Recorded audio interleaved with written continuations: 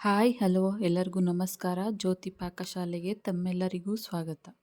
ನನ್ನ cooking videos ನಿಮಗೆ ಇಷ್ಟ ಆದಲ್ಲಿ ಜ್ಯೋತಿ ಪಾಕಶಾಲೆ ವಿಡಿಯೋಸ್ನ ಲೈಕ್ ಮಾಡಿ. ಹೊಸದಾಗಿ ನನ್ನ ಕುಕ್ಕಿಂಗ್ ವಿಡಿಯೋಸ್ ನೋಡ್ತಿದ್ದಲ್ಲಿ ಜ್ಯೋತಿ ಪಾಕಶಾಲೆ ಚಾನಲ್ನ ಸಬ್ಸ್ಕ್ರೈಬ್ ಮಾಡ್ಕೊಳ್ಳಿ. ಈ ವಿಡಿಯೋ ಹೇಗನ್ನಿಸ್ತು ಅಂತ ಕಮೆಂಟ್ ಮಾಡಿ. ಈ ವಿಡಿಯೋ ಇಷ್ಟ ಆದಲ್ಲಿ ಒಂದು ಲೈಕ್ ಮಾಡಿ. ನಾನು ಈ ದಿನ ಸಿಂಪಲ್ ಆದಂತಹ ಗೋರಿಕಾಯಿ ಆಲೂ ಪಲ್ಯ ಮಾಡುವ ವಿಧಾನ ತಿಳಿಸ್ಕೊಡ್ತೇನೆ. ಈ ಪಲ್ಯ ಚಪಾತಿಗೆ ಅನ್ನಕ್ಕೆ ತುಂಬಾ ಟೇಸ್ಟಿಯಾಗಿರುತ್ತೆ. ಬನ್ನಿ ಗೋರಿಕಾಯಿ ಆಲೂ ಪಲ್ಯ ಮಾಡೋದು ಹೇಗೆ ಅಂತ ನೋಡೋಣ. ನಾನಿಲ್ಲಿ ಗೋರಿಕಾಯಿನ ಒಂದು 250 ಗ್ರಾಮ್ನಷ್ಟು ಗೋರಿಕಾಯಿನ ತಗೊಂಡಿದ್ದೇನೆ. ಸಣ್ಣದಾಗಿ ಕಟ್ ಮಾಡಿಕೊಂಡು ವಾಶ್ ಮಾಡಿ ತಗೊಂಡಿದ್ದೇನೆ.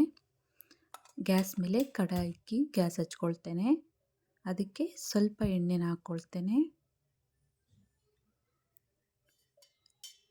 ಎಣ್ಣೆ ಕಾದಿದೆ. ಸ್ವಲ್ಪ ಸಾಸಿವೆನ ಹಾಕ್ಕೊಳ್ತೇನೆ. ಹಾಗೆ 1/4 ಟೀ ಸ್ಪೂನಷ್ಟು ಜೀರಿಗೆನ ಹಾಕ್ಕೊಳ್ತೇನೆ. ಇದಕ್ಕೆ ಒಂದು 6 ಎಸಳು ಬೆಳ್ಳುಳ್ಳಿನ ಕುಟ್ಟಿ ಹಾಕ್ಕೊಳ್ತೇನೆ. ಬೆಳ್ಳುಳ್ಳಿನ ಎಣ್ಣೆಯಲ್ಲಿ ಒಂದು ಸ್ವಲ್ಪ ಫ್ರೈ ಮಾಡ್ಕೊಳ್ಳೋಣ.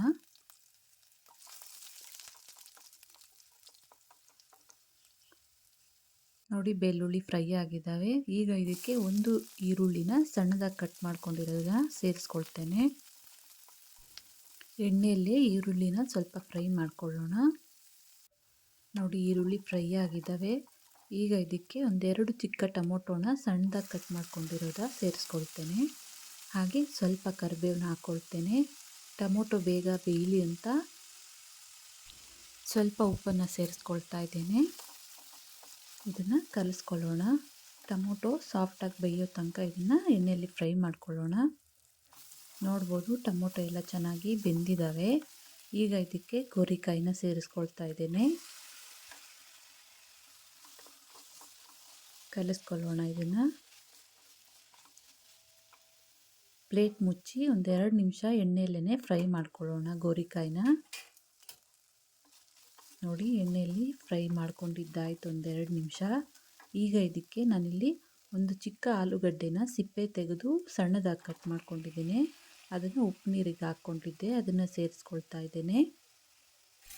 ಆಗಲೇ ಸ್ವಲ್ಪನೇ ಉಪ್ಪು ಹಾಕಿರೋದ್ರಿಂದ ಈಗ ಸ್ವಲ್ಪ ಒಂದು 1/4 ಟೀ ಸ್ಪೂನಷ್ಟು ಉಪ್ಪನ್ನು ಸೇರಿಸ್ಕೊಳ್ತಾ ಇದ್ದೇನೆ. ಕಲಿಸ್ಕೊಳ್ಳೋಣ. ಇದನ್ನು 1 ನಿಮಿಷ ಇದನ್ನು ಎಣ್ಣೆಯಲ್ಲಿ ಫ್ರೈ ಮಾಡ್ಕೊಳ್ಳೋಣ. ಈಗ ಇದಕ್ಕೆ 1 ಟೇಬಲ್ ಸ್ಪೂನಷ್ಟು ಸಾಂಬಾರು ಪುಡಿ ಅಂದರೆ ಬೇಳೆ ಸಾರಿನ ಪುಡಿನ ಸೇರಿಸ್ಕೊಳ್ತಾ ಇದ್ದೇನೆ.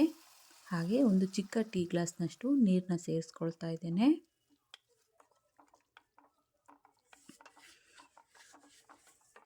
ಈಗ ಇದನ್ನು ಪ್ಲೇಟ್ ಮುಚ್ಚಿ 1-2-3 ನಿಮಿಷ ಬೇಯಿಸ್ಕೊಳ್ಳೋಣ. ಲೋ ಫ್ಲೇಮಲ್ಲಿ ಇದನ್ನು ಬೇಯಿಸ್ಕೊಳ್ಬೇಕು. ನೋಡ್ಬೋದು ನೀರಿನ ಅಂಶ ಎಲ್ಲ ಸ್ವಲ್ಪ ಡ್ರೈ ಆಗಿದೆ. ಈಗ ಇದಕ್ಕೆ ಕೊನೆಯದಾಗಿ ಒಂದು 3 ಟೇಬಲ್ ಸ್ಪೂನಷ್ಟು ಕಾಯಿ ತುರಿನ ಹಾಕ್ಕೊಳ್ತೇನೆ. ಕಲಿಸ್ಕೊಳ್ಳೋಣ. ಇದನ್ನು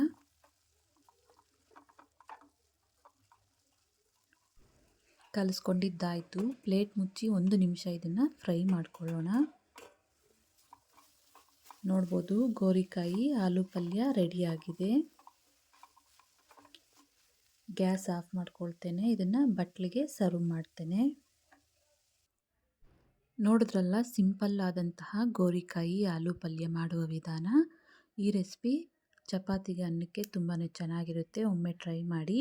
ಈ ವಿಡಿಯೋ ನಿಮಗೆ ಇಷ್ಟ ಆಗಿದೆ ಅಂದ್ಕೊಳ್ತೇನೆ. ಇಷ್ಟ ಆದಲ್ಲಿ ಈ ವಿಡಿಯೋಗೊಂದು ಲೈಕ್ ಮಾಡಿ. ಯಾರೆಲ್ಲ ಸಬ್ಸ್ಕ್ರೈಬ್ ಮಾಡ್ಕೊಳ್ದೆ ವಿಡಿಯೋ ನೋಡ್ತಿದ್ದಲ್ಲಿ ಪ್ಲೀಸ್ ಸಬ್ಸ್ಕ್ರೈಬ್ ಮಾಡ್ಕೊಳ್ಳಿ. ಈ ವಿಡಿಯೋ ಹೇಗನ್ನಿಸ್ತು ಅಂತ ಕಮೆಂಟ್ ಮಾಡಿ, ಶೇರ್ ಮಾಡಿ, ಲೈಕ್ ಮಾಡಿ. ಧನ್ಯವಾದಗಳು.